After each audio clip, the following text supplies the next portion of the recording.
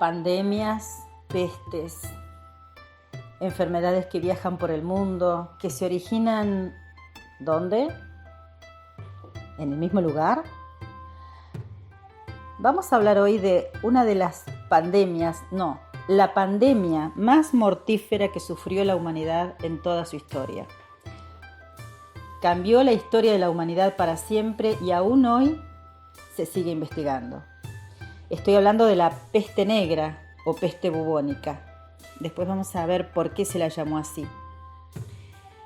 Científicamente podemos decir que esta peste viene de un bacilo que portan los roedores. No tanto los roedores en sí, sino las pulgas de los roedores. Las pulgas obviamente pican, infectan a los animales, pero también saltan de los animales. Estamos hablando de ardillas, ratas, ratones de campo, jerbos. Estas pulgas saltaban a los seres humanos, picaban e infectaban.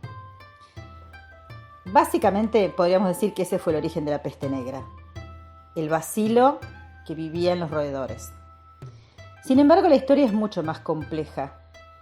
Y si la miramos hoy, desde el siglo XXI, en plena pandemia, parece ser que la tragedia a veces se ensaña con determinados pueblos o con determinados puntos del planeta. Porque esta pandemia se originó, según las versiones de los historiadores, en Asia, en una zona del sureste de Asia, donde hubo una epidemia que pareció ser localizada y que empezó y terminó. Pero, recordemos que Asia estaba recorrida por los mogoles, estos nómades aguerridos que iban de un lado para otro, llevando todo de un punto a otro de Asia, casi en las puertas de Europa.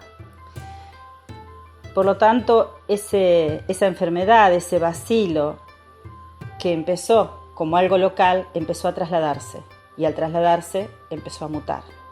Ya sabemos, ¿no? Lo estamos viviendo hoy, que va mutando de acuerdo a las poblaciones que toca. Y así, esta pandemia que diezmó a la humanidad empezó en Asia. Y por el movimiento de los mogoles, de los pueblos nómades, se fue trasladando. No solamente por la ruta de la seda con el comercio, sino justamente por el asedio que estos hacían de distintos puntos de Asia y ya casi de Europa. Ese fue el origen. Y este es un paralelismo con la pandemia que tenemos ahora. Parece que siempre azota a los mismos pueblos, o al menos en un principio. Por eso, desde China comenzaría a expandirse hacia el otro hemisferio. Lentamente, por vía terrestre, esta epidemia fue llevándose de a poco, en realidad al principio, pero hay un hito que todos los historiadores coinciden y fue un asedio mogol a la ciudad de Jaffa, que estaba al borde del mar, y donde vivían gran cantidad de comerciantes genoveses, italianos. ¿Nos suena? Bien. Estos mogoles que habían asediado la ciudad, recordemos que en esa época estaban rodeadas de murallas, que era su principal protección, tenían enfermos, algunos enfermos, entre sí, y decidieron lanzarlos en catapultas adentro de la ciudad de Jaffa. Los cadáveres obviamente cayeron dentro de la ciudad y no tardaron en darse cuenta que estaban infectados de algo que ellos desconocían. Así es que los que tenían más poder económico, los comerciantes genoveses, inmediatamente embarcaron y se fueron. ¿Hacia dónde? Hacia Italia. Y nuevamente parece que Italia se va a llevar la peor parte en aquella pandemia tan mortífera. Y si empezamos a ver las noticias actuales, la tragedia de Italia en estos días parece repetir aquella otra. Porque estos comerciantes desembarcaron en los puertos italianos de la península itálica y no solamente iban ellos, sino que iban las ratas que habían traído, más la comida, más las ropas, más todo lo que pudiera estar infectado ya.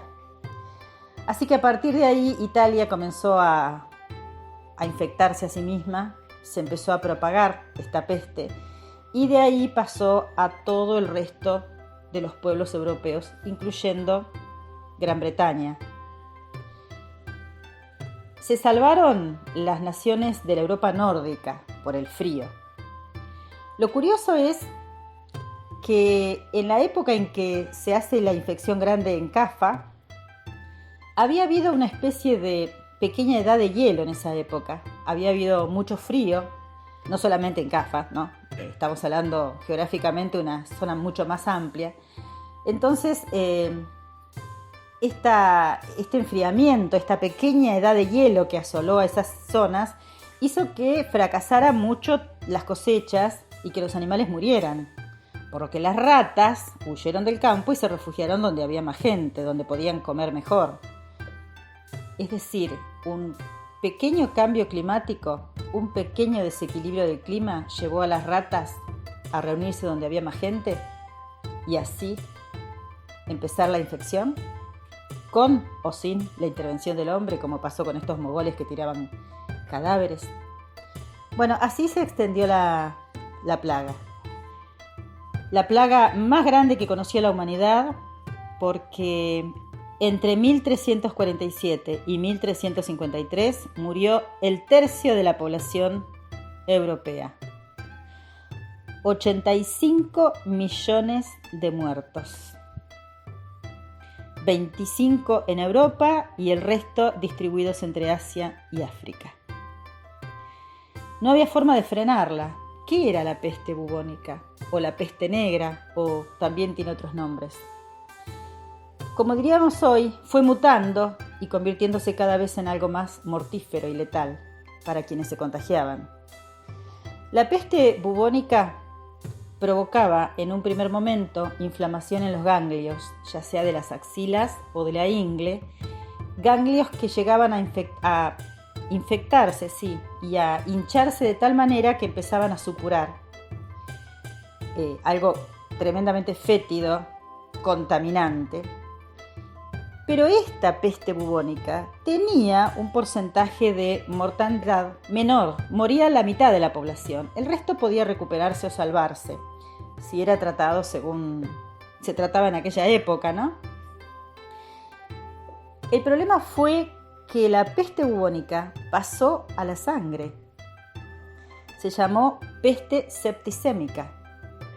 Cuando pasaba a la sangre, se provocaban unos manchones negros en la piel, que estaban reflejando lo que estaba pasando adentro con la sangre, y esto fue lo que determinó que también se llamara la peste negra.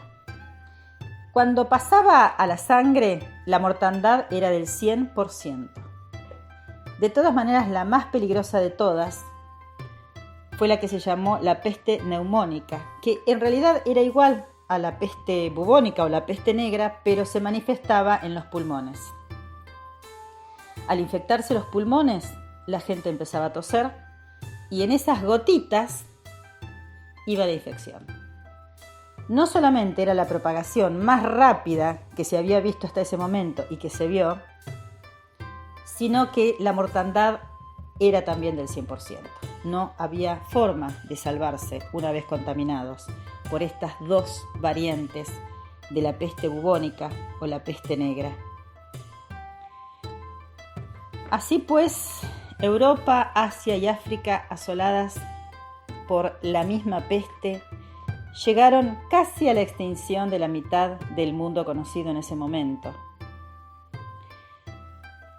La gente moría ya sin siquiera control de ningún tipo. Imaginemos también que los controles sanitarios eran nulos en esa época. También los conocimientos eran muy, muy bajos comparados con los que se necesitan para luchar contra una pandemia, que además se estaba extendiendo rápidamente por el mundo. Hubo un caso que está en todas las crónicas que se refieren a la peste negra de un pueblo en el sur de Inglaterra que queda contaminado y decide